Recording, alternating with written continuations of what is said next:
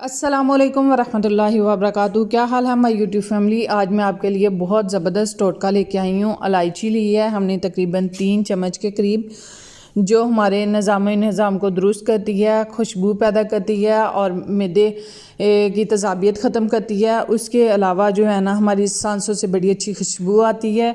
और उसके साथ हम मेथी दाना लेंगे, जो कि हमारे बालों के लिए बहुत अच्छा है। अगर सफ़ेद बाल हो रहे हों तो उनको रोकता है, और जिल्द के लिए बड़ा अच्छा है, बालों को गिरने से रोकता है। अगर इसका पेस्ट बना कर बालों को लगाया जाए तो उसके लिए बड़ा अच्छा है।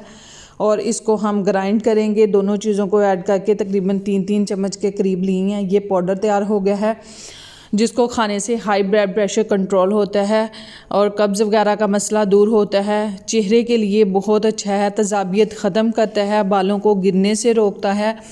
उसके अलावा जिन लोगों ख़वातीन को लकोरिया का मसला है, वो चीज़ ख़त्म करता है। इसको हम छान लेंगे, ठीक है, ग्राइंड करने के बाद छान लेंगे ताकि इसका बारीक सफ़ूफ हमारे पास तैयार हो जाए।